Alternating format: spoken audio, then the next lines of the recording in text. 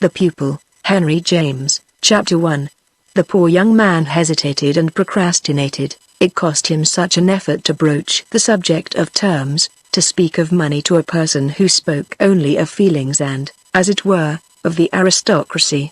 Yet he was unwilling to take leave, treating his engagement as settled, without some more conventional glance in that direction than he could find an opening for in the manner of the large affable lady who sat there drawing a pair of soiled gants de suede through a fat jeweled hand and, at once pressing and gliding, repeated over and over everything but the thing he would have liked to hear. He would have liked to hear the figure of his salary, but just as he was nervously about to sound that note the little boy came back. The little boy Mrs. Maureen had sent out of the room to fetch her fan. He came back without the fan, only with the casual observation that he couldn't find it. As he dropped this cynical confession he looked straight and hard at the candidate for the honor of taking his education in hand. This personage reflected somewhat grimly that the thing he should have to teach his little charge would be to appear to address himself to his mother when he spoke to her, especially not to make her such an improper answer as that. When Mrs. Maureen bethought herself of this pretext for getting rid of their companion, Pemberton supposed it was precisely to approach the delicate subject of his remuneration. But it had been only to say some things about her son that it was better a boy of 11 shouldn't catch.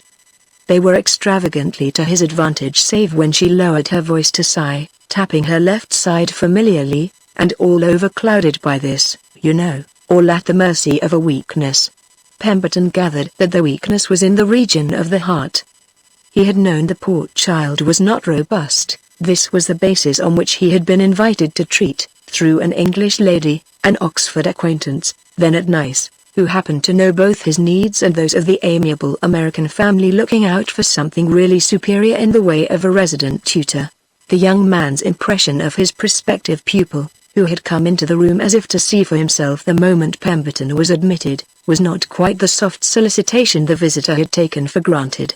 Morgan Maureen was somehow sickly without being delicate, and that he looked intelligent it is true Pemberton wouldn't have enjoyed his being stupid only added to the suggestion that, as with his big mouth and big ears he really couldn't be called pretty, he might too utterly fail to please. Pemberton was modest, was even timid, and the chance that his small scholar might prove cleverer than himself had quite figured, to his anxiety, among the dangers of an untried experiment. He reflected, however, that these were risks one had to run when one accepted a position, as it was called, in a private family, when as yet one's university honors had, pecuniarily speaking, remained barren. At any rate, when Mrs. Maureen got up as to intimate that, since it was understood he would enter upon his duties within the week, she would let him off now, he succeeded, in spite of the presence of the child, in squeezing out a phrase about the rate of payment. It was not the fault of the conscious smile which seemed a reference to the lady's expensive identity, it was not the fault of this demonstration, which had, in a sort, both vagueness and point, if the allusion didn't sound rather vulgar. This was exactly because she became still more gracious to reply, "Oh, I can assure you that all that will be quite regular." Pemberton only wondered, while he took up his hat, what all that was to amount to. People had such different ideas. Mrs. Maureen's words, however, seemed to commit the family to a pledge definite enough to elicit from the child a strange little comment in the shape of the mocking foreign ejaculation la la. Pemberton, in some confusion, glanced at him as he walked slowly to the window with his back turned, his hands in his pockets and the air in his elderly shoulders of a boy who didn't play. The young man wondered if he should be able to teach him to play, though his mother had said it would never do and that this was why school was impossible.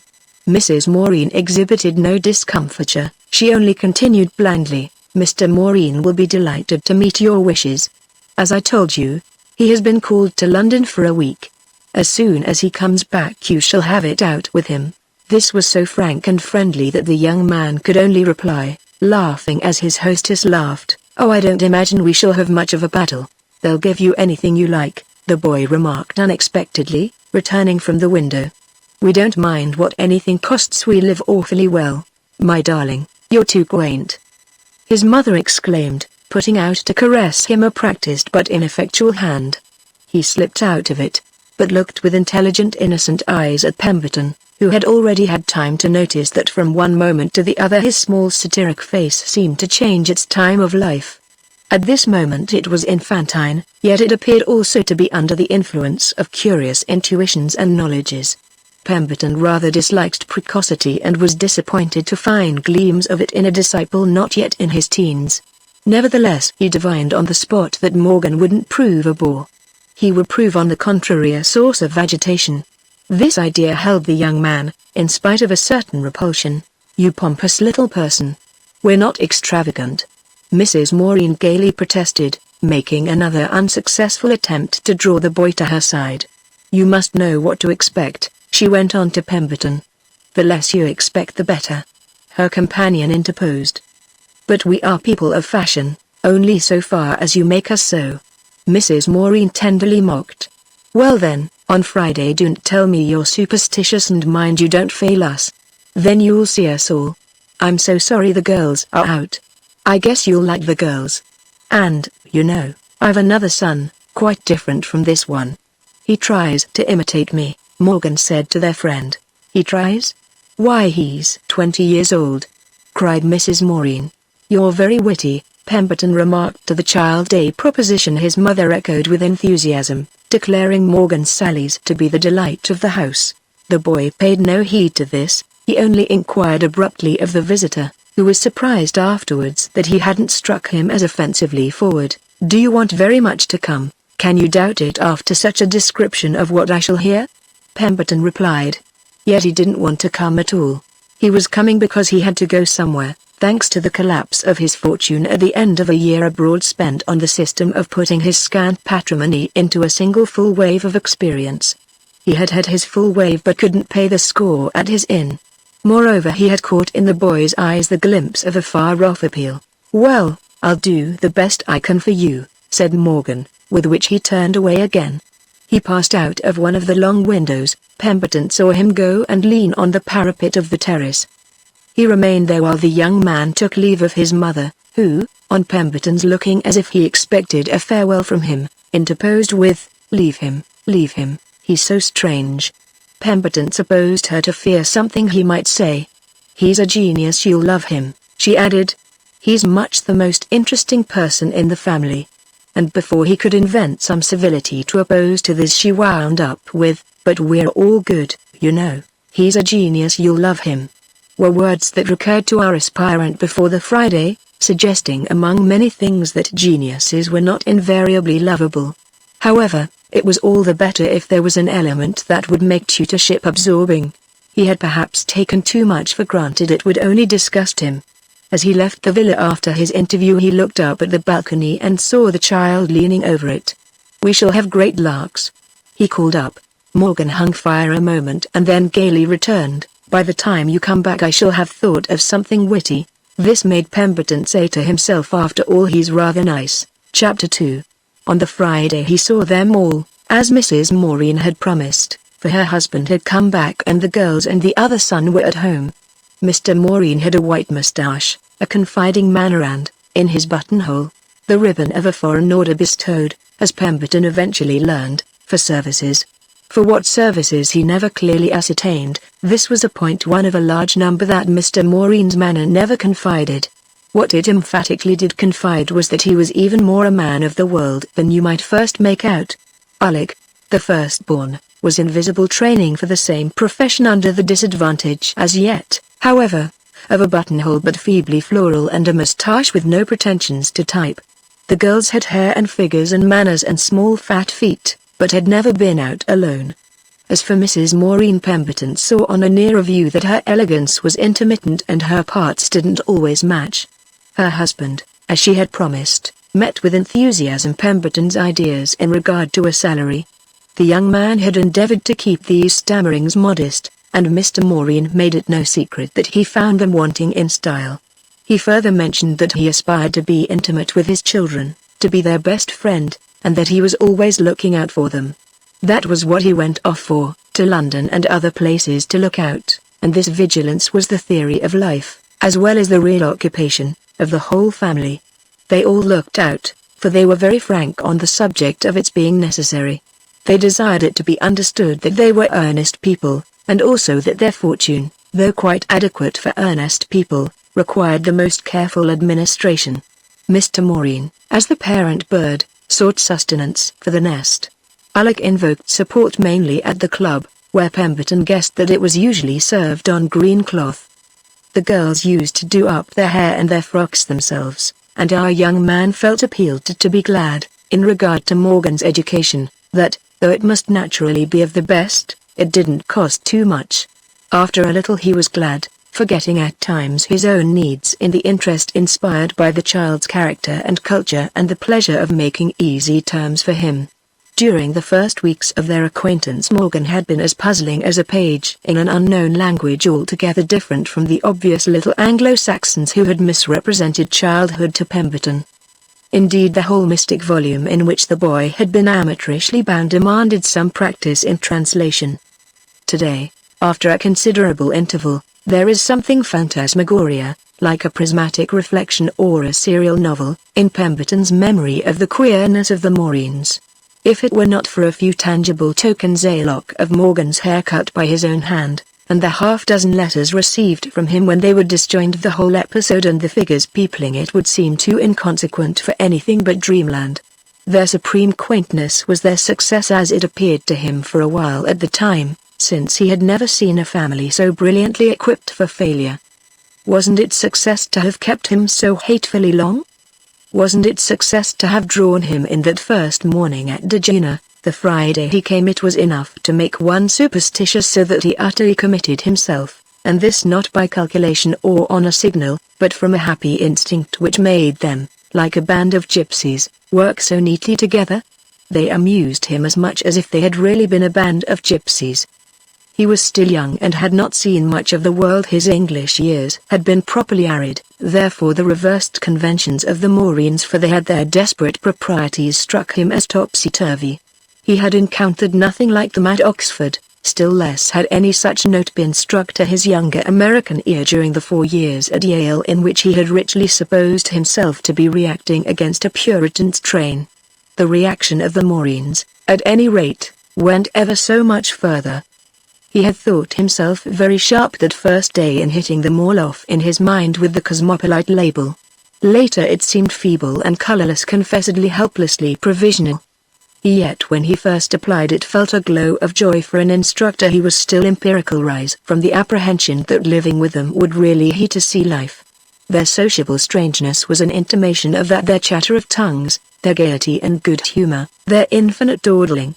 They were always getting themselves up, but it took forever, and Pemberton had once found Mr. Maureen shaving in the drawing room, their French, their Italian and, cropping up in the foreign fluencies, their cold tough slices of American.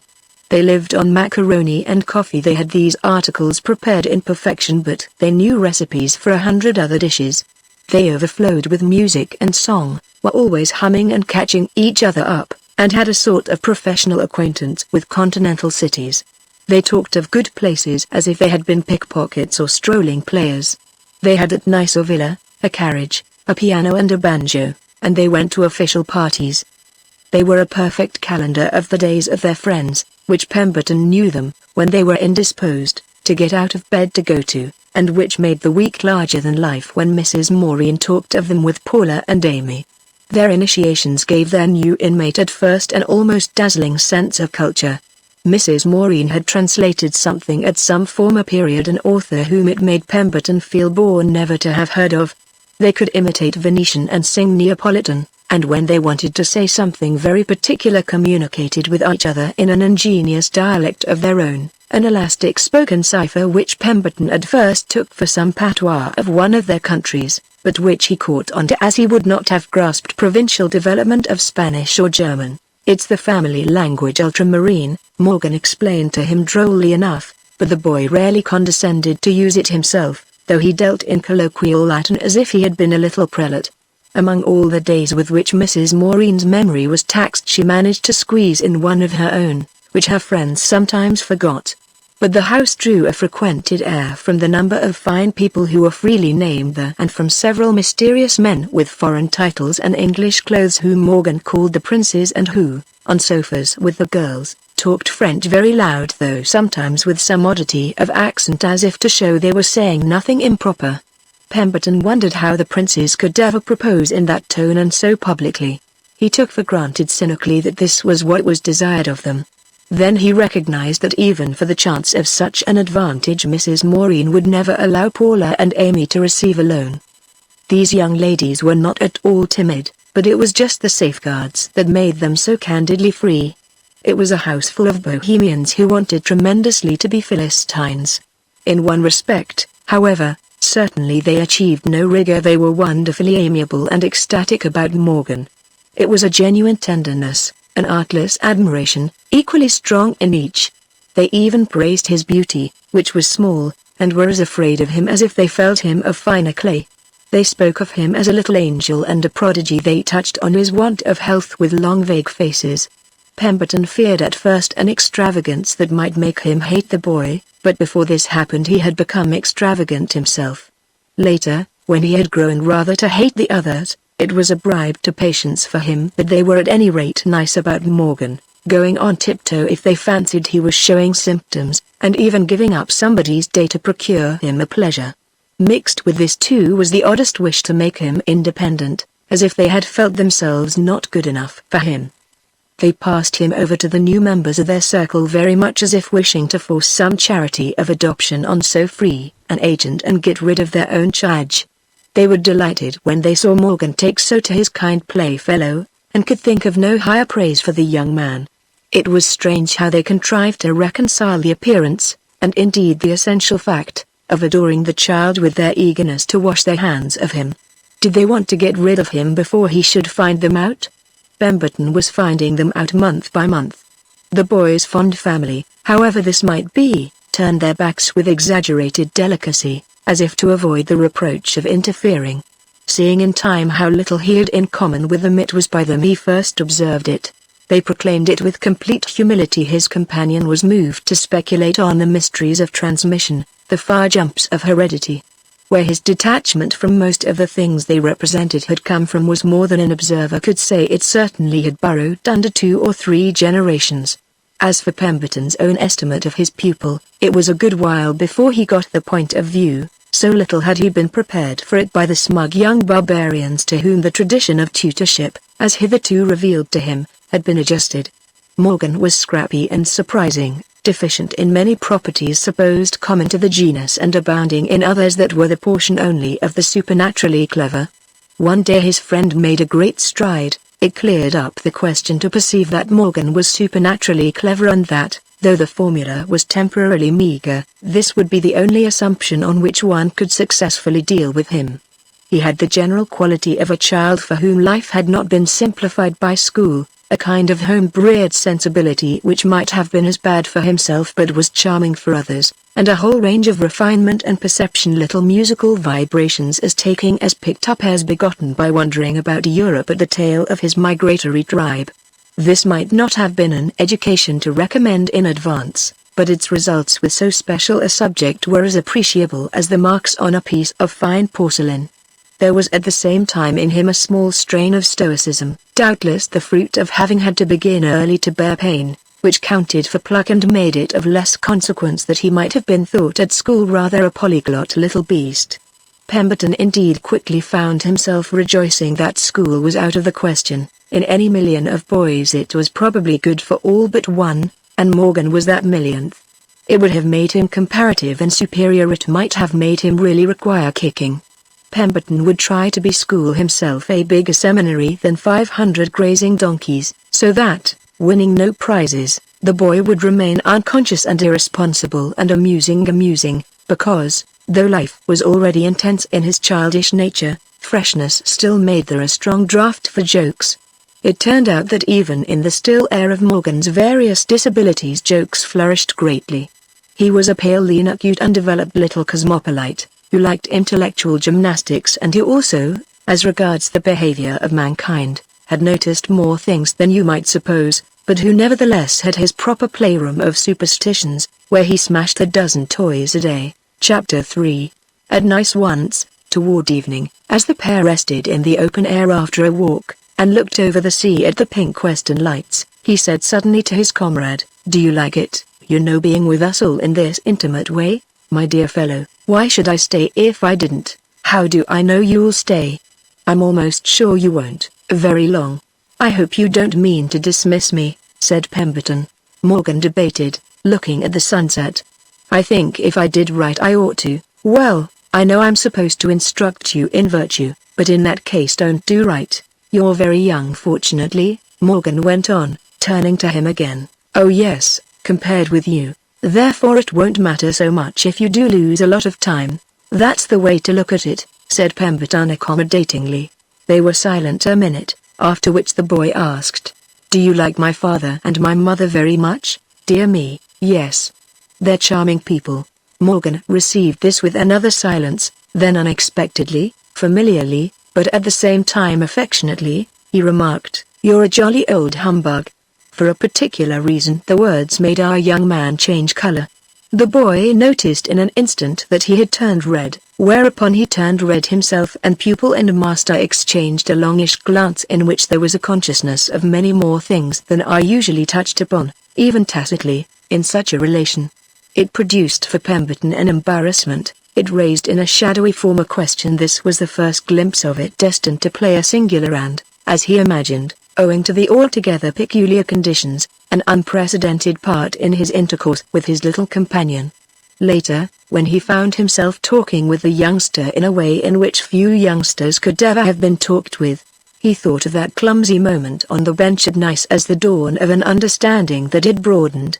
What had added to the clumsiness then was that he thought it his duty to declare to Morgan that he might abuse him, Pemberton, as much as he liked, but must never abuse his parents. To this Morgan had the easy retort that he hadn't dreamed of abusing them, which appeared to be true. It put Pemberton in the wrong. "Then why am I a humbug for saying I think them charming?" the young man asked, conscious of a certain rashness. "Well, they are not your parents. They love you better than anything in the world. Never forget that," said Pemberton. "Is that why you like them so much?" "They're very kind to me," Pemberton replied evasively. "You are a humbug," laughed Morgan, passing an arm into his tutor's.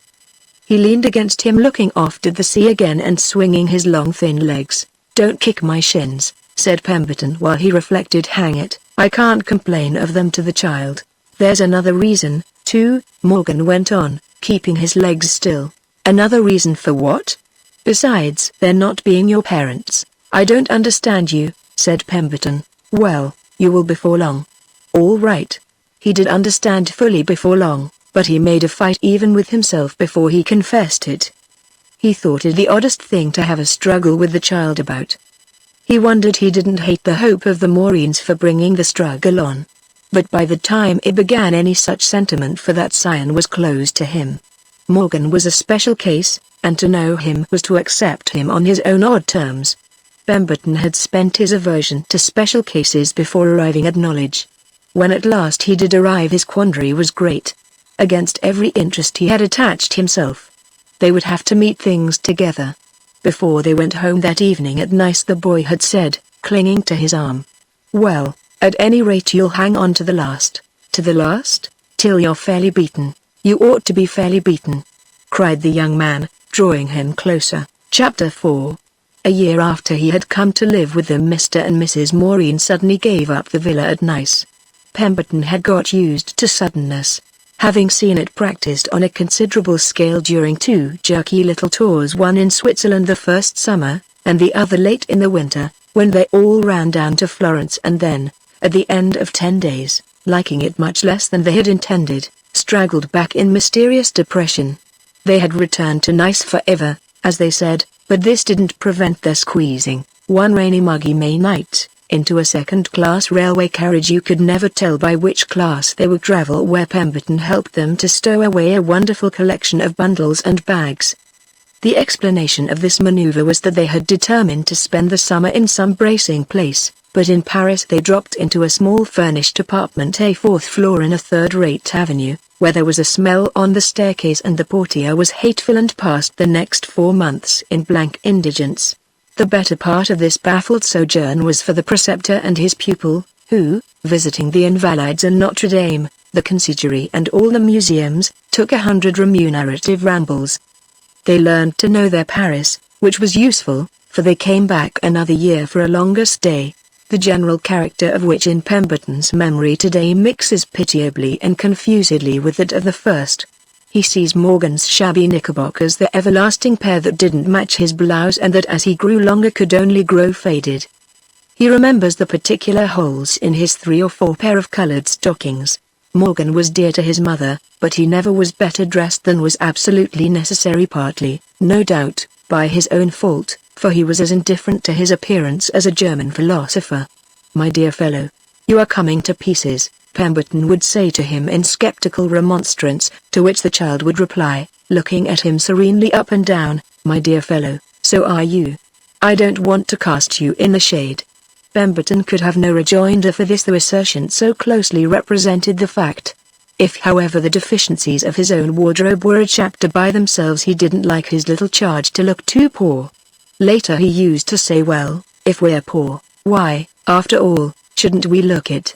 And he consoled himself with thinking there was something rather elderly and gentlemanly in Morgan's disrepair. It differed from the untidiness of the urchin who plays and spoils his things.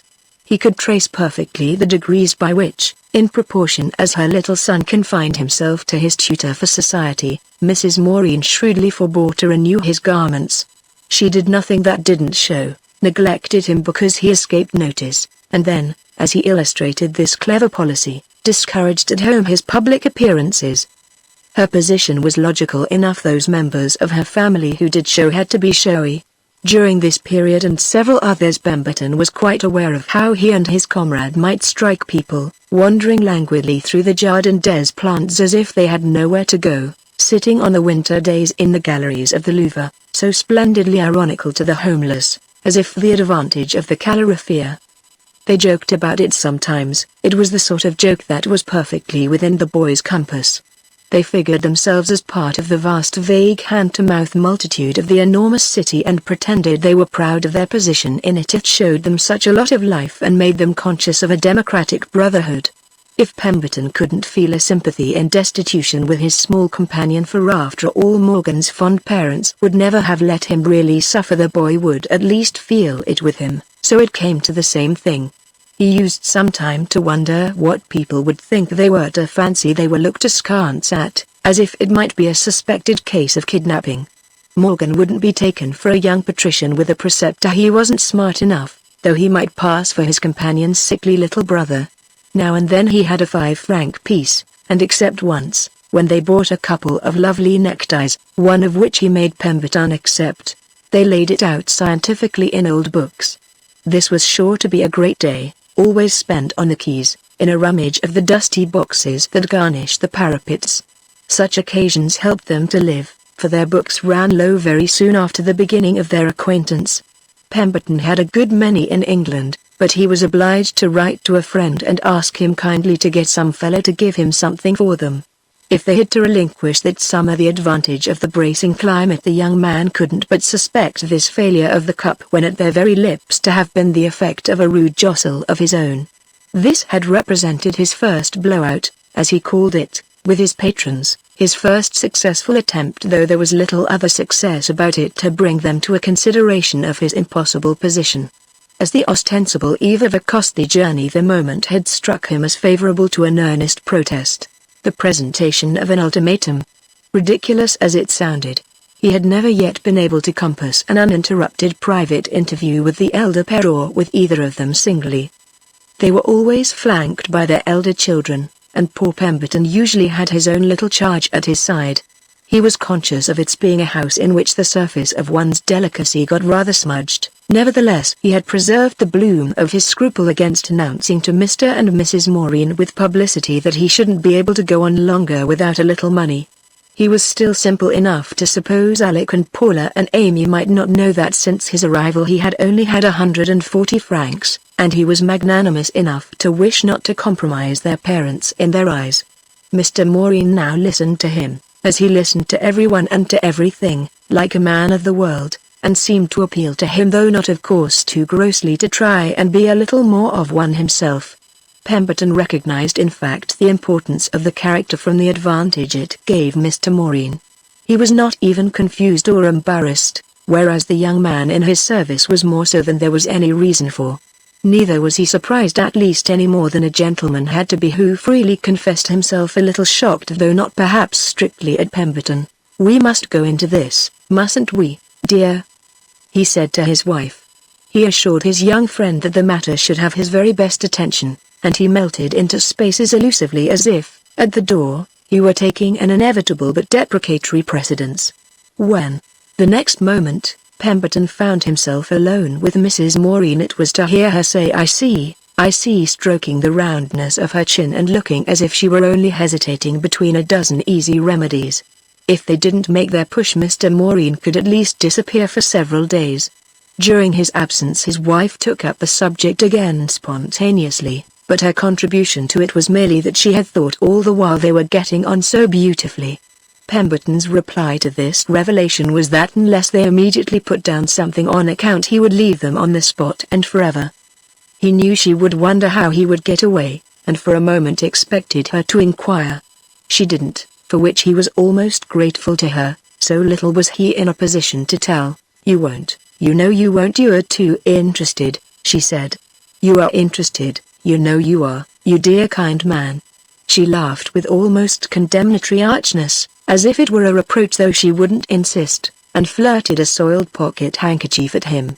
Pemberton's mind was fully made up to take his step the following week. This would give him time to get an answer to a letter he had dispatched to England. If he did in the event nothing of the sort, that is if he stayed another year and then went away only for 3 months, it was not merely because before the answer to his letter came, most unsatisfactory when it did arrive, Mr. Maureen generously counted out to him, and again with the sacrifice to form of a marked man of the world, 300 francs in elegant ringing gold. He was irritated to find that Mrs. Maureen was right, that he couldn't at the pinch bear to leave the child. This stood out clearer for the very reason that, the night of his desperate appeal to his patrons, he had seen fully for the first time where he was. Wasn't it another proof of the success with which those patrons practiced their arts that they had managed to avert for so long the illuminating flash? It descended on our friend with a breadth of effect which perhaps would have struck a spectator as comical, after he had returned to his little servile room, which looked into a close court where a bare dirty opposite wall took, with the sound of shrill clatter, the reflection of lighted back windows. He had simply given himself away to a band of adventurers. The idea, the word itself, wore a romantic horror for him. He had always lived on such safe lines. Later it assumed a more interesting, almost a soothing, sense. It pointed a moral, and Pemberton could enjoy a moral. The Maureens were adventurers not merely because they didn't pay their debts, because they lived on society, but because their whole view of life, dim and confused and instinctive, like that of clever colorblind animals, was speculative and rapacious and mean. Oh, they were respectable, and that only made them Maureans. The young man's analysis, while he brooded, put it at last very simply: they were adventurers because they were toadies and snobs. That was the completest account of them. It was the law of their being. Even when this truth became vivid to their ingenious inmate, he remained unconscious of how much his mind had been prepared for it by the extraordinary little boy who had now become such a complication in his life. Much less could he then calculate on the information he was still to owe the extraordinary little boy. Chapter 5. But it was during the ensuing time that the real problem came up, the problem of how far it was excusable to discuss the turpitude of parents with a child of 12, of 13, of 14. Absolutely inexcusable and quite impossible it of course at first appeared, and indeed the question didn't press for some time after Pemberton had received his 300 francs. They produced a temporary lull, a relief from the sharpest pressure. The young man frugally amended his wardrobe and even had a few francs in his pocket. He thought the Maureens looked at him as if he were almost too smart, as if they ought to take care not to spoil him. If Mr. Maureen hadn't been such a man of the world, he would perhaps have spoken of the freedom of such neckties on the part of a subordinate. But Mr. Maureen was always enough a man of the world to let things pass. He had certainly shown that. It was singular how Pemberton guessed that Morgan, though saying nothing about it, knew something had happened. But 300 francs, especially when one owed money, couldn't last forever, and when the treasure was gone the boy knew when it had failed. Morgan did break ground. The party had returned to Nice at the beginning of the winter, but not to the charming villa. They went to an hotel, where they stayed 3 months, and then moved to another establishment, explaining that they had left the first because, after waiting and waiting, they couldn't get the rooms they wanted. These apartments, the rooms they wanted, were generally very splendid, but fortunately they never could get them. Fortunately, I mean, for Pemberton, who reflected always that if they had got them there would have been a still scantier educational fund. What Morgan said at last was said suddenly, irrelevantly, when the moment came, in the middle of a lesson, and consisted of the apparently unfeeling words, "You ought to file a, you know you really ought." Pemberton stared. He had learnt enough French slang from Morgan to know that to file a meant to cut sticks. "Ah, my dear fellow, don't turn me off." Morgan pulled a Greek lexicon toward him. He used a Greek German to look out a word, instead of asking it of Pemberton. "You can't go on like this, you know." "Like what, my boy? You know they don't pay you up," said Morgan, blushing and turning his leaves. "Don't pay me?" Pemberton stared again in feigned amazement. "What on earth put that into your head?" "It has been there a long time," the boy replied, rummaging his book. Pemberton was silent, then he went on, "I say, what are you hunting for?" "They pay me beautifully. I'm hunting for the Greek for awful whopper." Morgan dropped. "Find that rather for gross impertinence and disabuse your mind." "What do I want of money?" "Oh, that's another question." Pemberton wavered. He was drawn in different ways. The severely correct thing would have been to tell the boy that such a matter was none of his business and bid him go on with his lines. But they were really too intimate for that. It was not the way he was in the habit of treating him. There had been no reason it should be. On the other hand, Morgan had quite lighted on the truth. He really shouldn't be able to keep it up much longer, therefore why not let him know one's real motive for forsaking him? At the same time, it wasn't decent to abuse to one's pupil the family of one's pupil. It was better to misrepresent than to do that. So in reply to his comrade's last exclamation he just declared, to dismiss the subject, that he had received several payments. I say. The boy ejaculated, laughing. "That's all right," Pemberton insisted. "Give me your written rendering." Morgan pushed a copybook across the table, and he began to read the page, but with something running in his head that made it no sense. Looking up after a minute or two he found the child's eyes fixed on him and felt in them something strange. Then Morgan said, "I'm not afraid of the stern reality. I haven't yet seen the thing you are afraid of. I'll do you that justice." This came out with a jump. It was perfectly true and evidently gave Morgan pleasure. "I've thought of it a long time." He presently resumed, "Well, don't think of it any more." The boy appeared to comply, and they had a comfortable and even an amusing hour. They had a theory that they were very thorough, and yet they seemed always to be in the amusing part of lessons, the intervals between the dull dark tunnels, where there were waysides and jolly views. Yet the morning was brought to a violent end by Morgan suddenly leaning his arms on the table, burying his head in them and bursting into tears, at which Pemberton was the more startled that, as it then came over him, it was the first time he had ever seen the boy cry, and that the impression was consequently quite awful. The next day, after much thought, he took a decision and, believing it to be just, immediately acted on it. He cornered Mr. and Mrs. Maureen again and let them know that if on the spot they didn't pay him all they owed him he wouldn't only leave their house but would tell Morgan exactly what had brought him to it. "OU_Haven_T_told him?" cried Mrs. Maureen with a pacifying hand on her well-dressed bosom. "Without warning you? For what do you take me?" The young man returned. Mr. and Mrs. Maureen looked at each other. He could see that they appreciated, as tending to their security, his superstition of delicacy, and yet that there was a certain alarm in their relief. "My dear fellow," Mr. Maureen demanded, "what use can you have, leading the quiet life we all do, for such a lot of money?" A question to which Pemberton made no answer, occupied as he was in noting that what passed in the mind of his patrons was something like, "Oh then, if we felt that the child, dear little angel, has judged us and how he regards us, and we haven't been betrayed, he must have guessed, and in short it's general." An inference that rather stirred up Mr. and Mrs. Maureen, as Pemberton had desired it should. At the same time, if he had supposed his threat would do something towards bringing them round, he was disappointed to find them taking for granted how vulgar their perception had been. That he had already given them away. There was a mystic uneasiness in their parental breasts, and that had been the inferior sense of it. Nonetheless, however, his threat did touch them, for if they had escaped it was only to meet a new danger.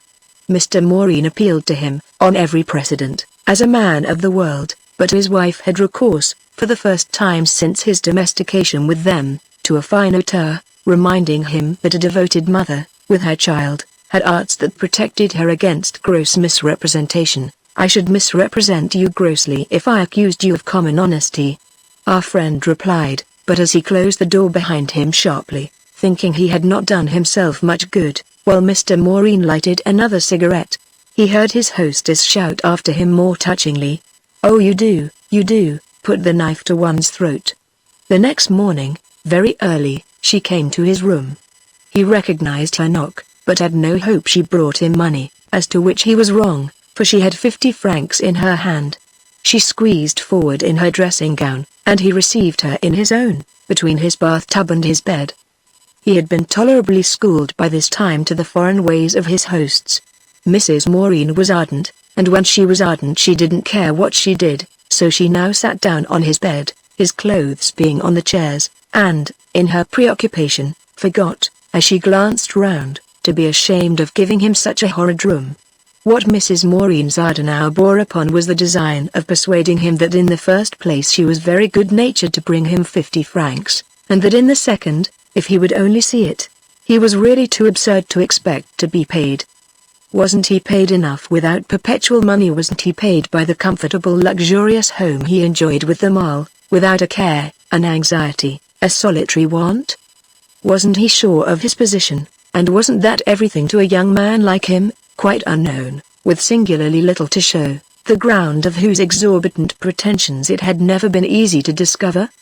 Wasn't he paid above all by the sweet relation he had established with Morgan, quite ideal as from master to pupil, and by the simple privilege of knowing and living with so amazingly gifted a child, than whom really, and she meant literally what she said, there was no better company in Europe? Mrs. Maureen herself took to appealing to him as a man of the world. She said, "Voyons, mon cher, and my dear man, look here now," and urged him to be reasonable, putting it before him that it was truly a chance for him. She spoke as if, according as he should be reasonable, he would prove himself worthy to be her son's tutor, and of the extraordinary confidence they had placed in him. After all, Pemberton reflected, it was only a difference of theory, and the theory didn't matter much. They had hitherto gone on that of remunerated, as now they would go on that of gratuitous service, but why should they have so many words about it? Mrs. Maureen at all events continued to be convincing. Sitting there with her 50 francs she talked and reiterated, as women reiterate, and bored and irritated him, while he leaned against the wall with his hands in the pockets of his wrapper, drawing it together round his legs and looking over the head of his visitor at the grey negations of his window. She wound up with saying, "You see, I bring you a definite proposal, to make our relations regular, as it were, to put them on a comfortable footing." "I see it's a system," said Pemberton. "A kind of organized blackmail." Mrs. Maureen bounded up, which was exactly what he wanted. "What do you mean by that? You practice on one's fears about the child if one should go away. And pray what would happen to him in that event?" she demanded, with majesty. "Why, he'd be alone with you. And pray with whom should a child be but with those whom he loves most? If you think that, why don't you dismiss me? Do you pretend he loves you more than he loves _us_?" cried Mrs. Maureen. "I think he ought to. I make sacrifices for him. Though I've heard of those you make, I don't see them." Mrs. Maureen stared a moment, then with emotion she grasped her inmate's hand. "Will you make it the sacrifice?" he burst out laughing. "I'll see. I'll do what I can. I'll stay a little longer. Your calculations just I do hate intensely to give him up. I'm fond of him and he thoroughly interests me, in spite of the inconvenience I suffer. You know my situation perfectly. I haven't a penny in the world and, occupied as you see me with Morgan, I'm unable to earn money." Mrs. Maureen tapped her undressed arm with her folded banknote. "Can't you write articles? Can't you translate as I do?" "I don't know about translating, it's wretchedly paid. I'm glad to earn what I can," said Mrs. Maureen with prodigious virtue. "You ought to tell me who you do it for." Pemberton paused a moment, and she said nothing. So he added, "I've tried to turn off some little sketches, but the magazines won't have them. They're declined with thanks.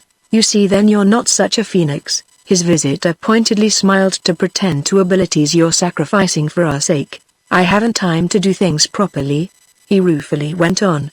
Then as it came over him that he was almost abjectly good-natured to give these explanations, he added, "If I stay on longer it must be on one condition, that Morgan shall know distinctly on what footing I am." Mrs. Maureen demurred. "Surely you don't want to show off to a child?" "To show you off? Do you mean?" Again she cast about, but this time it was to produce a still finer flower. "And you talk of blackmail. You can easily prevent it," said Pemberton. "And you talk of practicing on fears," she bravely pushed on. "Yes, there's no doubt I'm a great scoundrel." His patroness met his eyes. It was clear she was in straits. Then she thrust out her money at him. "Mr. Maureen desired me to give you this on account." "I'm much obliged to Mr. Maureen, but we have no account." "You won't take it? That leaves me more free," said Pemberton. "To poison my darling's mind?" groaned Mrs. Maureen. "Oh, your darling's mind." The young man laughed. She fixed him a moment, and he thought she was going to break out tormentedly, pleadingly, "For God's sake, tell me what is in it." But she checked this impulse. Another was stronger. She pocketed the money. The crudity of the alternative was comical, and swept out of the room with a desperate concession. "You may tell him any horror you like." Chapter 6. A couple of days after this, during which he had failed to profit by so free a permission, he had been for a quarter of an hour walking with his charge in silence when the boy became sociable again with the remark, "I'll tell you how I know it. I know it through Zenobi." "Zenobi? Who in the world is _she_?" "A nurse I used to have ever so many years ago. A charming woman. I liked her awfully, and she liked me. There's no accounting for tastes." "What is it you know through her?" "Why, what their idea is. She went away because they didn't fork out. She did like me awfully, and she stayed 2 years. She told me all about it, that at last she could never get her wages. As soon as they saw how much she liked me they stopped giving her anything. They thought she'd stay for nothing just because, don't you know?" And Morgan had a queer little conscious lucid look. "She did stay ever so long as she could. She was only a poor girl. She used to send money to her mother. At last she couldn't afford it any longer, and went away in a fearful rage one night. I mean, of course, in a rage against them. She cried over me tremendously. She hugged me nearly to death. She told me all about it," the boy repeated. "She told me it was their idea. So I guessed, ever so long ago, that they have had the same idea with you." "Zenobi was very sharp," said Pemberton. "And she made you so." "Oh, that wasn't Zenobi, that was nature. And experience." Morgan laughed. "Well, Zenobi was a part of your experience. Certainly I was a part of hers, poor dear." The boy wisely sighed. "And I'm part of yours, a very important part. But I don't see how you know that I've been treated like Zenobi. Do you take me for the biggest dunce you've known?" Morgan asked. "Haven't I been conscious of what we've been through together? What we've been through? Our privations, our dark days. Oh, our days have been bright enough." Morgan went on in silence for a moment. Then he said, "My dear chap, you're a hero." "Well, you're another." Pemberton retorted. "No, I'm not, but I ain't a baby. I won't stand it any longer. You must get some occupation that pays." I'm ashamed," quavered the boy with a ring of passion, like some high silver note from a small cathedral cloister, that deeply touched his friend. "We ought to go off and live somewhere together," the young man said. "I'll go like a shot if you'll take me. I'd get some work that would keep us both afloat," Pemberton continued. "So would I. Why shouldn't I work? I ain't such a beastly little muff as that comes to. The difficulty is that your parents wouldn't hear of it. They'd never part with you. They worship the ground you tread on. Don't you see the proof of it?" Pemberton developed. "They don't dislike me. They wish me no harm. They're very amiable people, but they're perfectly ready to expose me to any awkwardness in life for your sake." The silence in which Morgan received his fond sophistry struck Pemberton somehow as expressive. After a moment the child repeated, "You're a hero." Then he added, "They leave me with you altogether. You've all the responsibility. They put me off on you from morning till night.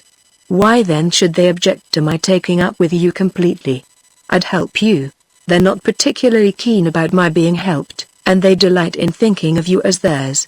They're tremendously proud of you. I'm not proud of them. But you know that. Morgan returned. "Except for the little matter we speak of their charming people," said Pemberton, not taking up the point made for his intelligence, but wondering greatly at the boy's own, and especially at this fresh reminder of something he had been conscious of from the first, the strangest thing in his friend's large little composition, a temper, a sensibility, even a private ideal, which made him as privately disown the stuff his people were made of. Morgan had in secret a small loftiness which made him acute about betrayed meanness, as well as a critical sense for the manners immediately surrounding him that was quite without precedent in a juvenile nature, especially when one noted that it had not made this nature old-fashioned, as the word is of children, quaint or wizened or offensive.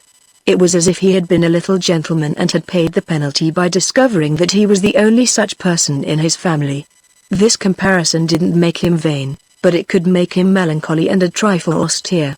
While Pemberton guessed at these dim young things, shadows of shadows, he was partly drawn on and partly checked, as for a scruple, by the charm of attempting to sound the little cool shallows that were so quickly growing deeper.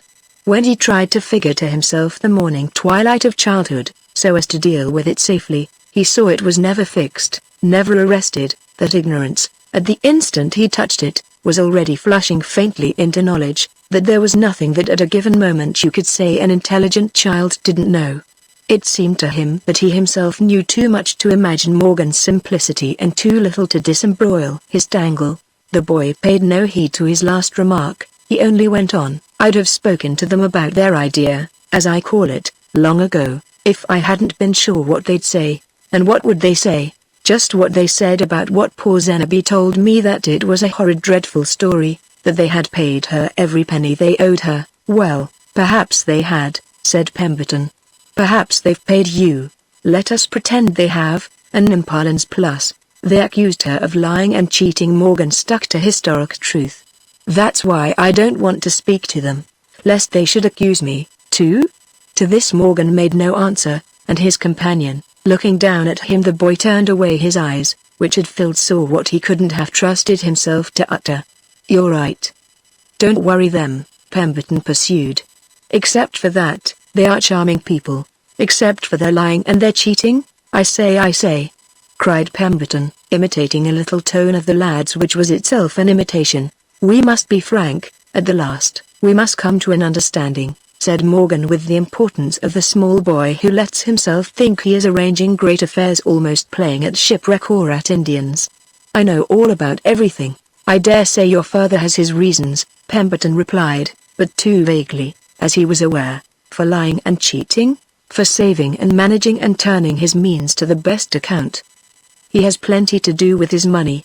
You're an expensive family." "Yes, I'm very expensive," Morgan concurred in a manner that made his preceptor burst out laughing. "He's saving for you," said Pemberton.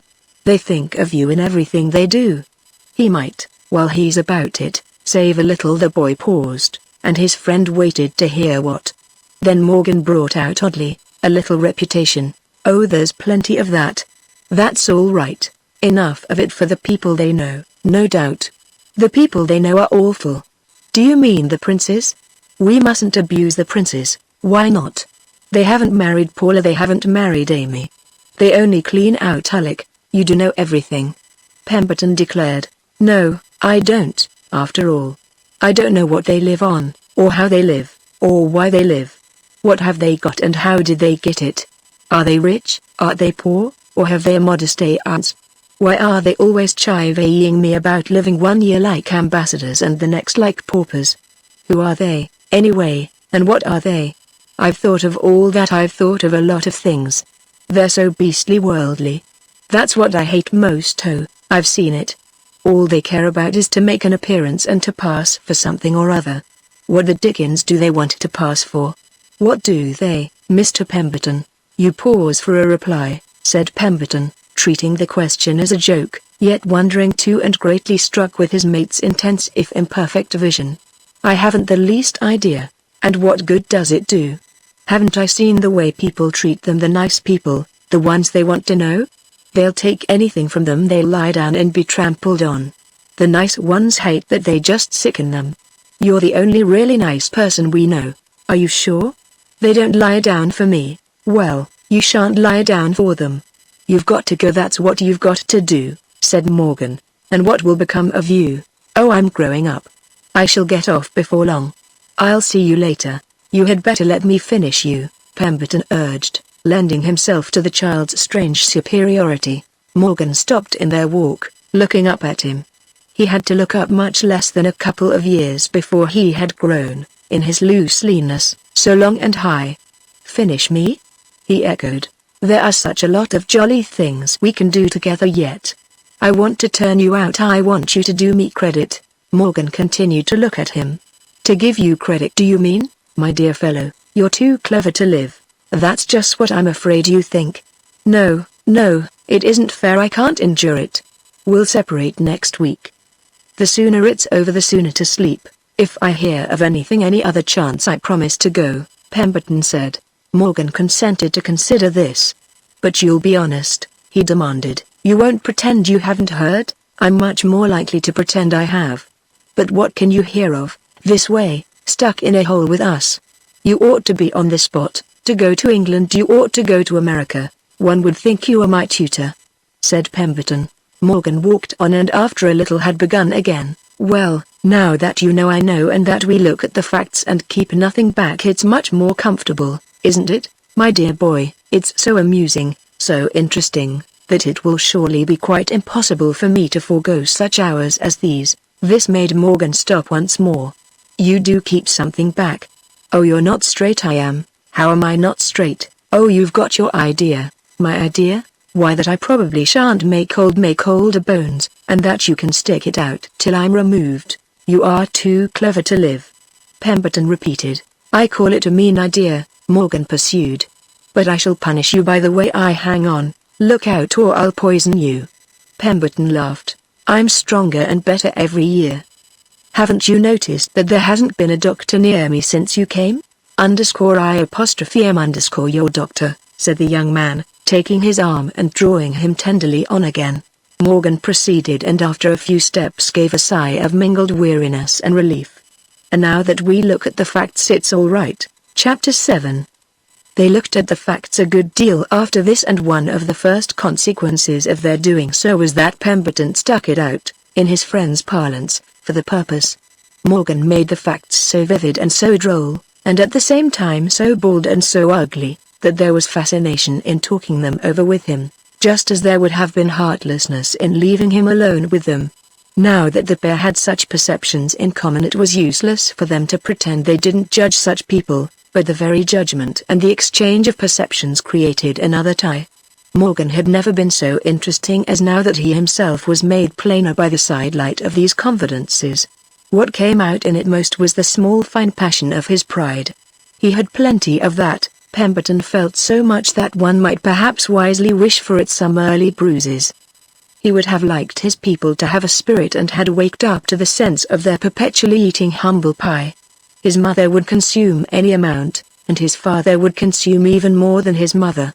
He had a theory that Alec had wriggled out of an affair at Nice. There had once been a flurry at home, a regular panic, after which they all went to bed and took medicine, not to be accounted for on any other supposition.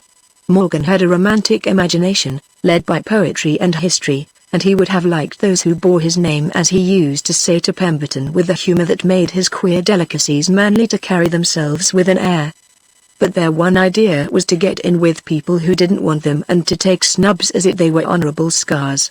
Why people didn't want them more he didn't know. That was people's own affair. After all, they weren't superficially repulsive. They were 100 times cleverer than most of the dreary grandees, the poor swells they rushed about Europe to catch up with. After all, they are amusing, they are. He used to pronounce with the wisdom of the ages. To which Pemberton always replied, amusing the great Maureen troupe? Why, they're altogether delightful, and if it weren't for the hitch that you and I, feeble performers, make in the ensemble, they'd carry everything before them. What the boy couldn't get over was the fact that this particular blight seemed, in a tradition of self-respect, so undeserved and so arbitrary. No doubt people had a right to take the line they liked, but why should his people have liked the line of pushing and toadying and lying and cheating? What had their forefathers, all decent folk, so far as he knew, done to them, or what had he done to them? who had poisoned their blood with the fifth-rate social ideal, the fixed idea of making smart acquaintances and getting into the mud chic, especially when it was foredoomed to failure and exposure. They showed so what they were after, that it was what made the people they wanted not want them. And never a wince for dignity, never a throb of shame at looking each other in the face, never any independence or resentment or disgust. If his father or his brother would only knock someone down once or twice a year. Clever as they were, they never guessed the impression they made. They were good-natured, yes, as good-natured as Jews at the doors of clothing shops. But was that the model one wanted one's family to follow? Morgan had dim memories of an old grandfather, the maternal, in New York, whom he had been taken across the ocean at the age of 5 to see, a gentleman with a high neckcloth and a good deal of pronunciation, who wore a dress coat in the morning, which made one wonder what he wore in the evening, and had, or was supposed to have property and something to do with the Bible Society.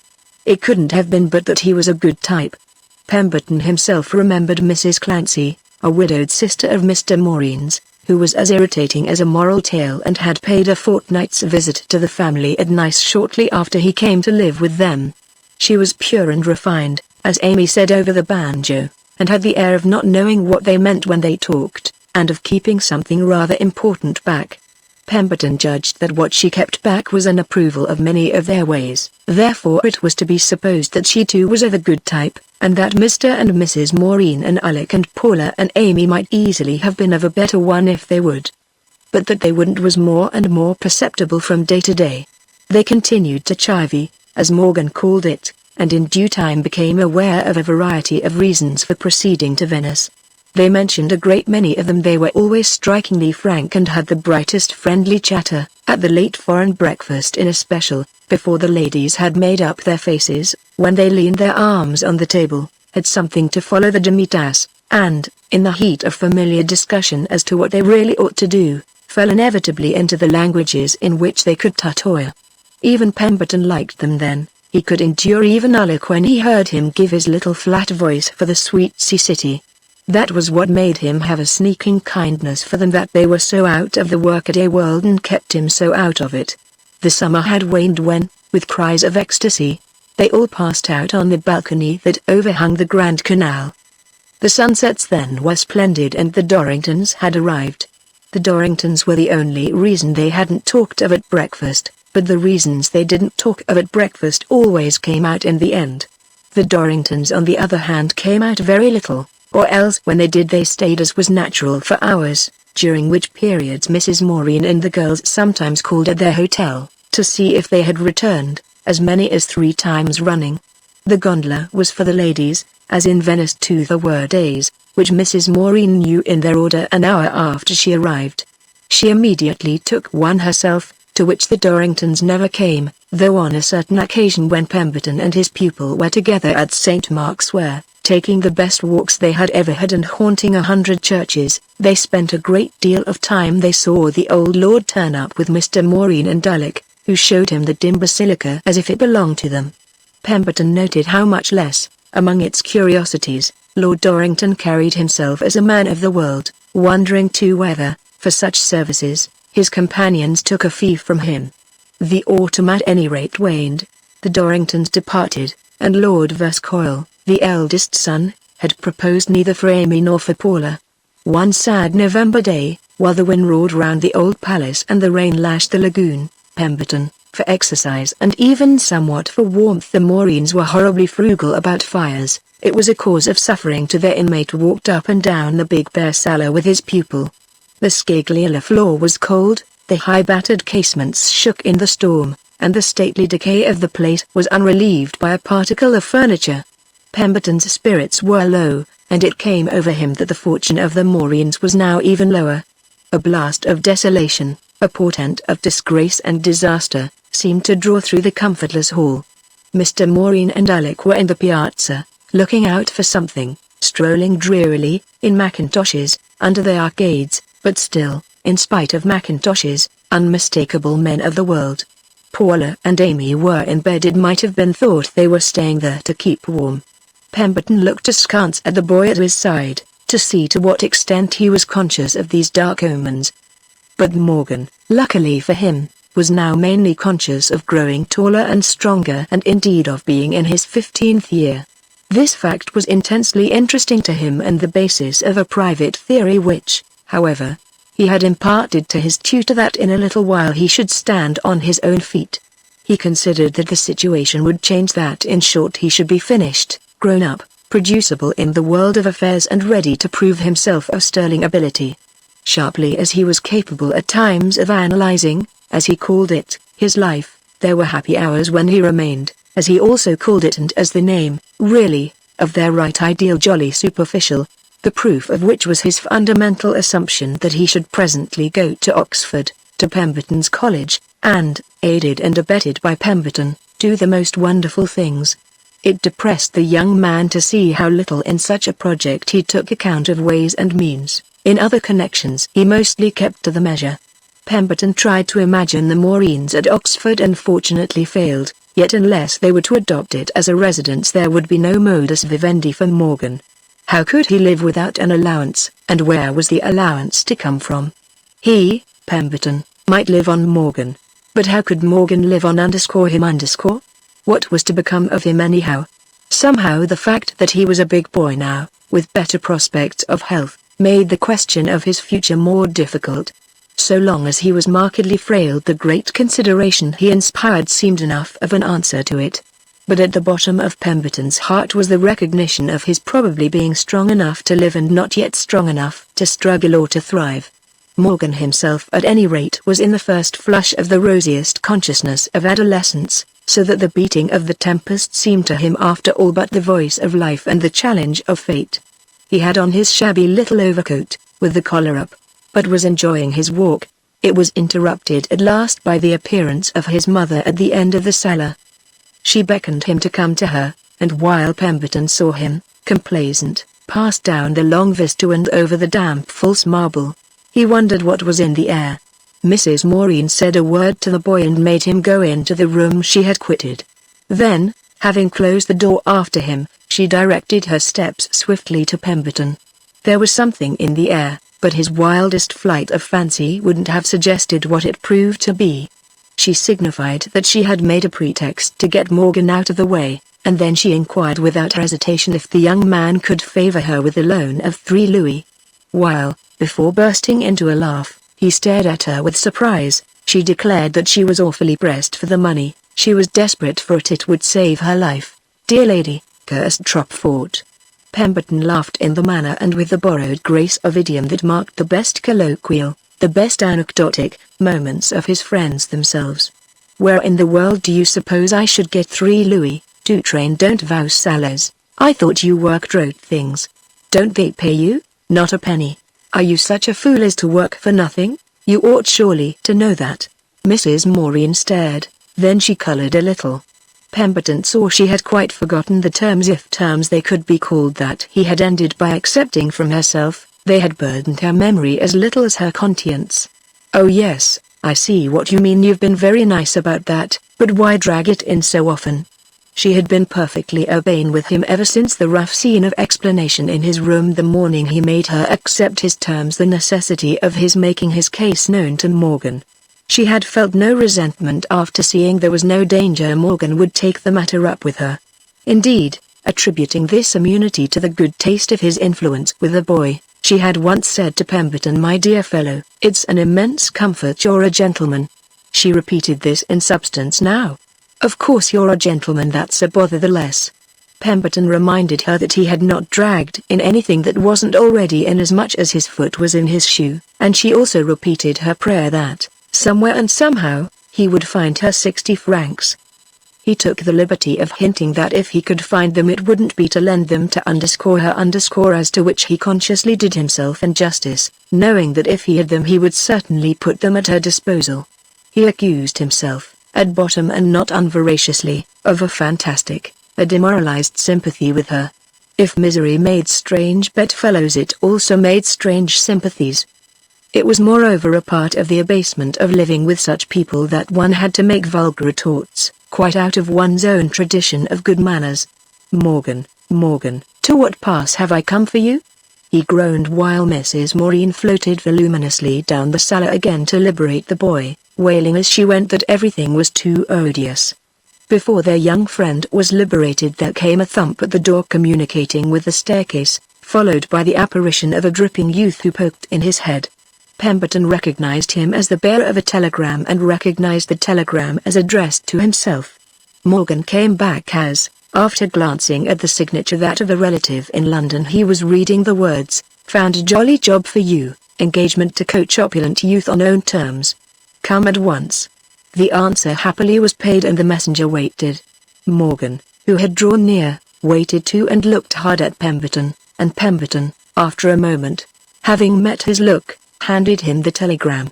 It was really by wise looks they knew each other so well now that, while the telegraph boy, in his waterproof cape, made a great puddle on the floor, the thing was settled between them.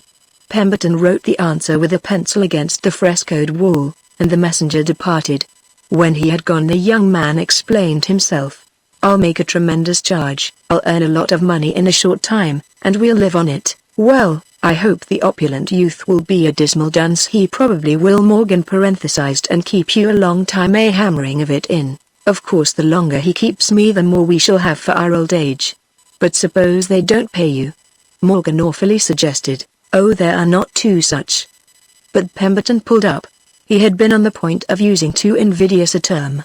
Instead of this he said two such fatalities. Morgan flushed, the tears came to his eyes. "Tights two jars, two such rascally crews." Then in a different tone he added, "Happy opulent youth, not if he's a dismal dunce." "Oh, they're happier then." "But you can't have everything, can you?" The boy smiled. Pemberton held him fast, hands on his shoulders. He had never loved him so. "What will become of you? What will you do?" He thought of Mrs. Maureen, desperate for 60 francs. "I shall become an humfet." And then, as if he recognized all the bearings of Pemberton's allusion, "I shall get on with them better when you're not here." "Ah, don't say that, it sounds as if I set you against them. You do, the sight of you." "It's all right, you know what I mean. I shall be beautiful. I'll take their affairs in hand, I'll marry my sisters, you'll marry yourself," joked Pemberton, as high, rather tense pleasantry would evidently be the right, or the safest, tone for their separation. It was, however, not purely in this strain that Morgan suddenly asked, "But I say, how will you get to your jolly job?" "You'll have to telegraph to the opulent youth for money to come on," Pemberton bethought himself. "They won't like that, will they? Oh, look out for them." Then Pemberton brought out his remedy. "I'll go to the American consul. I'll borrow some money of him just for the few days, on the strength of the telegram." Morgan was hilarious. "Show him the telegram, then collar the money and stay." Pemberton entered into the joke sufficiently to reply that for Morgan he was really capable of that. But the boy, growing more serious, and to prove he hadn't meant what he said, not only hurried him off to the consulate since he was to start that evening, as he had wired to his friend, but made sure of their affair by going with him. They splashed through the tortuous perforations and over the humpbacked bridges, and they passed through the piazza, where they saw Mr. Maureen and Alec go into a jeweler's shop. The consul proved accommodating. Pemberton said it wasn't the letter, but Morgan's grand errand. On their way back they went into St. Mark's for a hushed 10 minutes.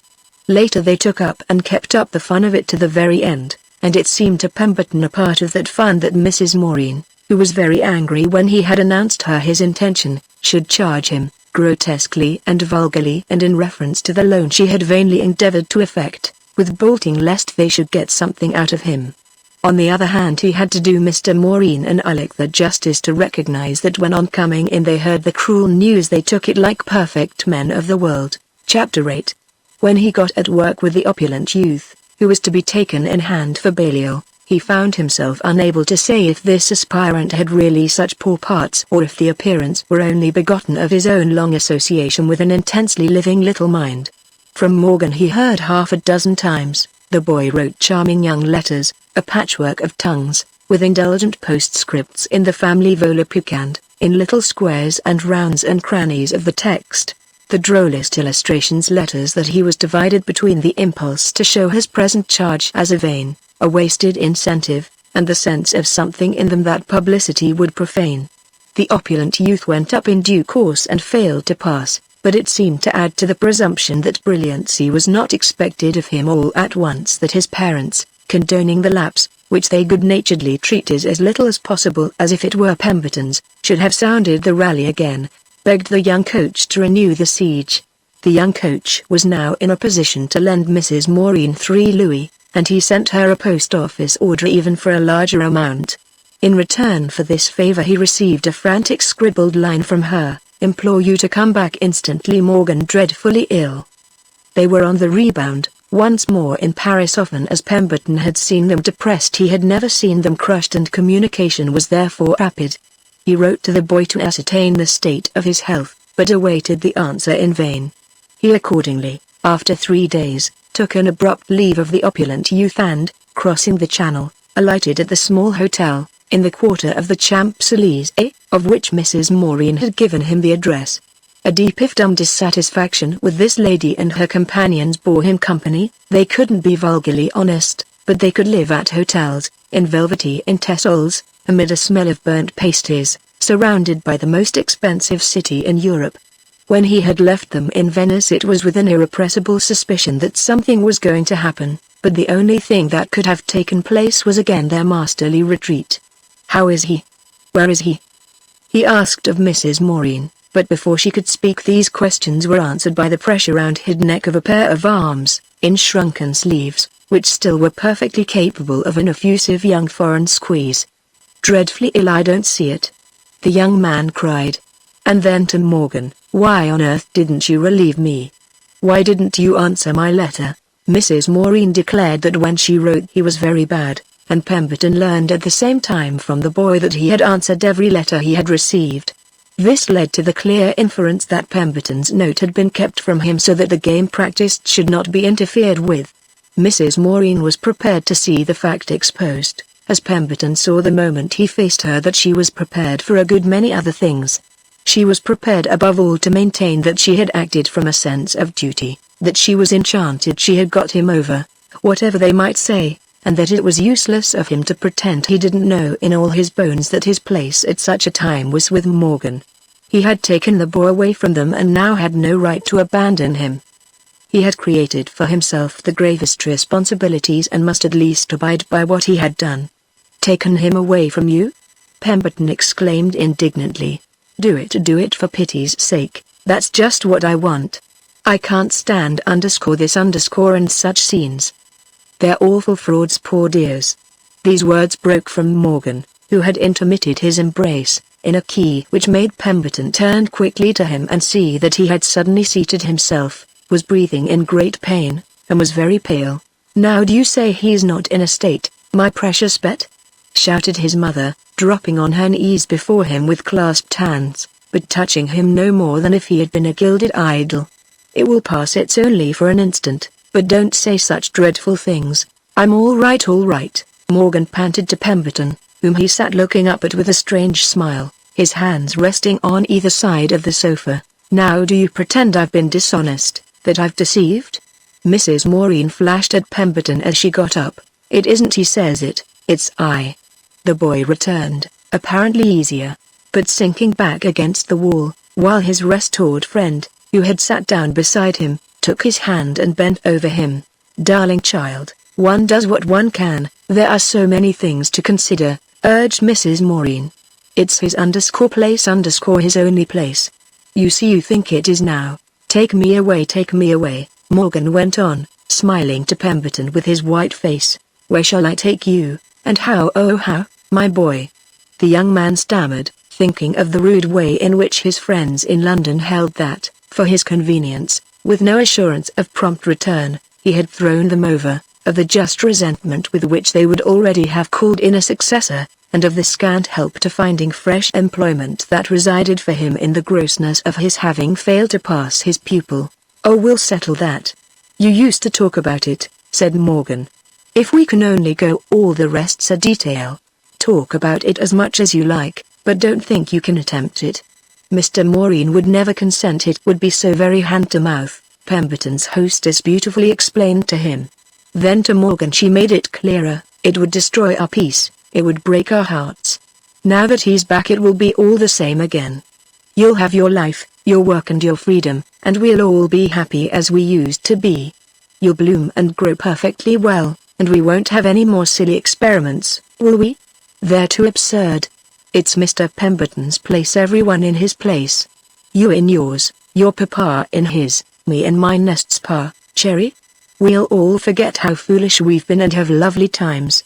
She continued to talk and to surge vaguely about the little draped stuffy salon while Pemberton sat with the boy, whose color gradually came back, and she mixed up the reasons, hinting that there were going to be changes, that the other children might scatter. Who knew? Paula had her ideas, and that then it might be fancied how much the poor old parent birds would want the little nestling.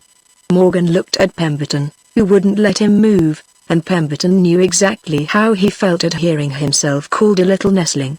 He admitted that he had had 1 or 2 bad days, but he protested afresh against the wrong of his mother's having made them the ground of an appeal to poor Pemberton. Poor Pemberton could laugh now, apart from the comicality of Mrs. Maureen's mustering so much philosophy for her defense. She seemed to shake it out of her agitated pet goats, which knocked over the light gilt chairs. So little did their young companion, marked, unmistakably marked at the best, strike him as qualified to repudiate any advantage. He himself was in for it at any rate. He should have Morgan on his hands again indefinitely, though indeed he saw the lad had a private theory to produce which would be intended to smooth this down. He was obliged to him for it in advance, but the suggested amendment didn't keep his heart rather from sinking, any more than it prevented him from accepting the prospect on the spot, with some confidence moreover that he should do so even better if he could have a little supper. Mrs. Maureen threw out more hints about the changes that were to be looked for, but she was such a mixture of smiles and shudders. She confessed she was very nervous that he couldn't tell if she were in high feather or only in hysterics. If the family was really at last going to pieces, why shouldn't she recognize the necessity of pitching Morgan into some sort of lifeboat?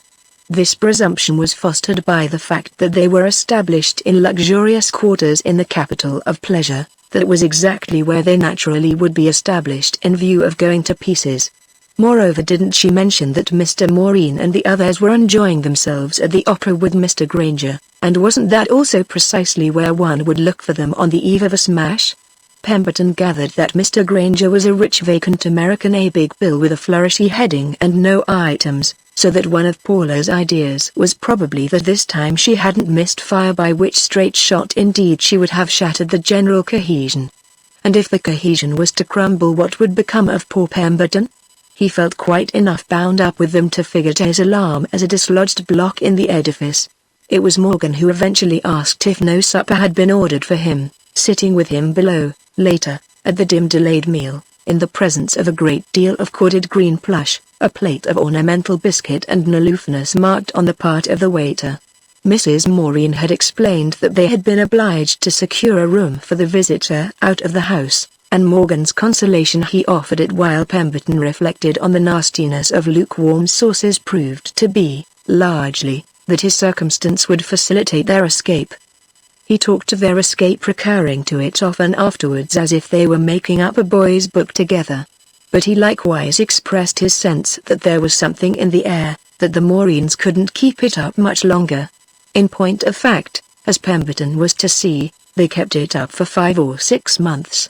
All the while, however, Morgan's contention was designed to cheer him. Mr. Maureen and Alec, whom he had met the day after his return, accepted that return like perfect men of the world. If Paula and Amy treated it even with less formality, an allowance was to be made for them, inasmuch as Mr. Granger hadn't come to the opera after all. He had only placed his box at their service, with a bouquet for each of the party. There was even one apiece, embittering the thought of his profusion, for Mr. Maureen and Alec. "They're all like that," was Morgan's comment, at the very last. "Just when we think we've landed them, they're back in the deep sea." Morgan's comments in these days were more and more free. They even included a large recognition of the extraordinary tenderness with which he had been treated while Pemberton was away. Oh yes, they couldn't do enough to be nice to him, to show him they had him on their mind and make up for his loss. That was just what made the whole thing so sad and caused him to rejoice after all. In Pemberton's return he had to keep thinking of their affection less, had less sense of obligation. Pemberton laughed out at this last reason, and Morgan blushed and said, "Well, dash it, you know what I mean." Pemberton knew perfectly what he meant. But there were a good many things that it didn't make any clearer. This episode of his second sojourn in Paris stretched itself out wearily, with their resumed readings and wanderings and maunderings, their potterings on the quays, their hauntings at the museums, their occasional lingerings in the Palais Royal when the first sharp weather came on and there was a comfort in warm emanations, before Schwitt's wonderful succulent window. Morgan wanted to hear all about the opulent youth. He took an immense interest in him. Some of the details of his opulence Pemberton could spare him, none of them evidently fed the boy's appreciation of all his friend had given up to come back to him, but in addition to the greater reciprocity established by that heroism he had always his little brooding theory, in which there was a frivolous gaiety too, that their long probation was drawing to a close. Morgan's conviction that the Maureen's couldn't go on much longer kept pace with the unexpended impetus with which, from month to month, they did go on. 3 weeks after Pemberton had rejoined them they went on to another hotel, a dingier one than the first, but Morgan rejoiced that his tutor had at least still not sacrificed the advantage of a room outside. He clung to the romantic utility of this when the day, or rather the night, should arrive for their escape. For the first time, in this complicated connection, our friend felt his colleague all him. It was, as he had said to Mrs. Maureen in Venice, Tropfort, everything was Tropfort. He could neither really throw off his blighting burden nor find in it the benefit of a pacified conscience or of a rewarded affection. He had spent all the money accruing to him in England, and he saw his youth going and that he was getting nothing back for it. It was all very well of Morgan to count it for reparation that he should now settle on him permanently. There was an irritating flaw in such a view. He saw what the boy had in his mind, the conception that as his friend had had the generosity to come back he must show his gratitude by giving him his life. But the poor friend didn't desire the gift. What could he do with Morgan's dreadful little life? Of course at the same time that Pemberton was irritated he remembered the reason, which was very honorable to Morgan and which dwelt simply in his making one so forget that he was no more than a patched urchin.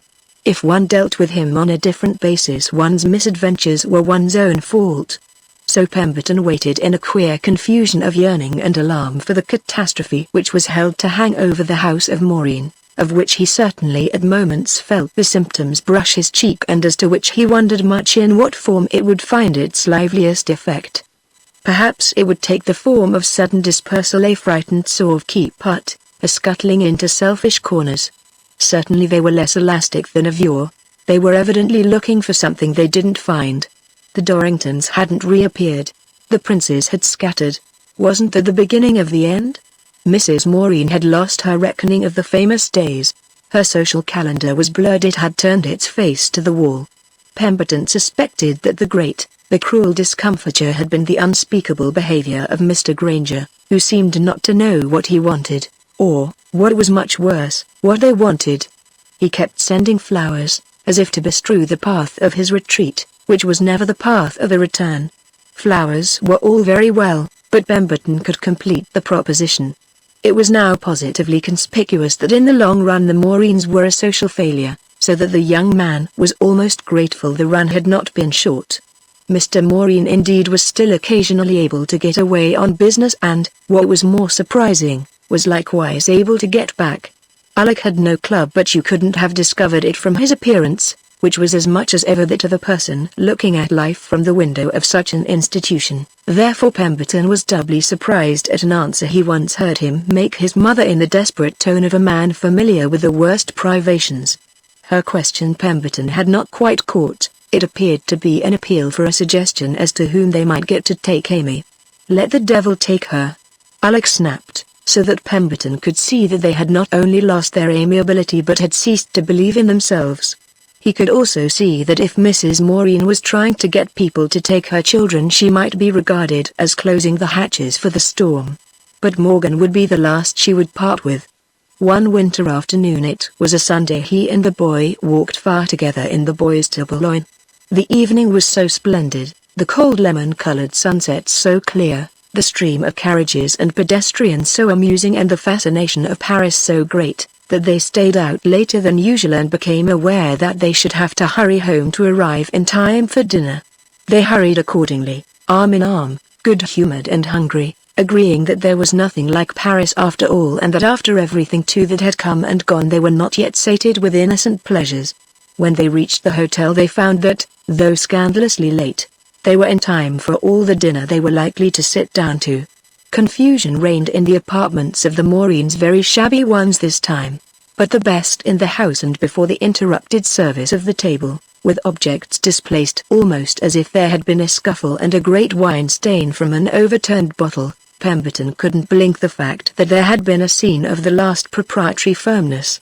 The storm had come, they were all seeking refuge. The hatches were down, Paula and Amy were invisible. They had never tried the most casual art upon Pemberton, but he felt they had enough of an eye to him not to wish to meet him as young ladies whose frocks had been confiscated and Alec appeared to have jumped overboard. The host and his staff, in a word, had ceased to go on at the pace of their guests, and the air of embarrassed detention, thanks to a pile of gaping trunks in the passage, was strangely commingled with the air of indignant withdrawal. When Morgan took all this in, and he took it in very quickly, he colored to the roots of his hair. He had walked from his infancy among difficulties and dangers, but he had never seen a public exposure. Pemberton noticed in a second glance at him that the tears had rushed into his eyes, and that they were tears of a new and untasted bitterness. He wondered an instant, for the boy's sake, whether he might successfully pretend not to understand.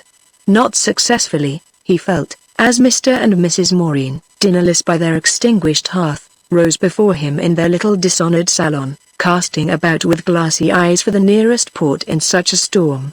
They were not prostrate but were horribly white, and Mrs. Maureen had evidently been crying. Pemberton quickly learned, however, that her grief was not for the loss of her dinner, much as she usually enjoyed it, but the fruit of a blow that struck even deeper, as she made all haste to explain. He would see for himself, so far as that went, how the great change had come, the dreadful bolt had fallen, and how they would now all have to turn themselves about. Therefore, cruel as it was to them to part with their darling, she must look to him to carry a little further the influence he had so fortunately acquired with the boy, to induce his young charge to follow him into some modest retreat. They depended on him, that was the fact, to take their delightful child temporarily under his protection. It would leave Mr. Maureen and herself so much more free to give the proper attention. Too little, alas, had been given to the readjustment of their affairs. "We trust you, we feel we can," said Mrs. Maureen, slowly rubbing her plump white hands and looking with compunction hard at Morgan, whose chin, not to take liberties, her husband stroked with a paternal forefinger. "Oh yes, we feel that we can. We trust Mr. Pemberton fully, Morgan," Mr. Maureen pursued. Pemberton wondered again if he might pretend not to understand, but everything good gave way to the intensity of Morgan's understanding. "Do you mean he may take me to live with him forever and ever?" cried the boy. "May take me away? Away, anywhere he likes? Forever and ever? Comme vous soyez." Mr. Maureen laughed indulgently. "For as long as Mr. Pemberton may be so good, we've struggled. We've suffered," his wife went on, "but you've made him so your own that we've already been through the worst of the sacrifice." Morgan had turned away from his father. He stood looking at Pemberton with a light in his face. His sense of shame for their common humiliated state had dropped. The case had another side. The thing was to clutch at that. He had a moment of boyish joy, scarcely mitigated by the reflection that with this unexpected consecration of his hope too sudden and too violent, the turn taken was away from a good boy's book. Their escape was left on their hands. The boyish joy was there an instant, and Pemberton was almost scared at the rush of gratitude and affection that broke through his first abasement. When he stammered, "My dear fellow, what do you say to underscore that underscore?" How could one not say something enthusiastic? But there was more need for courage at something else that immediately followed, and that made the lad sit down quietly on the nearest chair. He had turned quite livid and he had raised his hand to his left side. They were all three looking at him, but Mrs. Maureen suddenly bounded forward. "Ah, his darling little heart!" she broke out, and this time, on her knees before him and without respect for the idol, she caught him ardently in her arms. "You walked him too far, you hurried him too fast," she hurled over her shoulder at Pemberton. Her son made no protest, and the next instant, still holding him, she sprang up with her face convulsed and with the terrified cry, "Help, help! He's going, he's gone!" Pemberton saw with equal horror, by Morgan's own stricken face, that he was beyond their wildest recall. He pulled him half out of his mother's hands, and for a moment, while they held him together, they looked all their dismay into each other's eyes. "He couldn't stand it with his weak organ," said Pemberton. "The shock, the whole scene, the violent emotion. But I thought he wanted to go to you," wailed Mrs. Maureen. "I told you he didn't, my dear," her husband made answer. Mr. Maureen was trembling all over and was in his way as deeply affected as his wife. But after the very first he took his bereavement as a man of the world,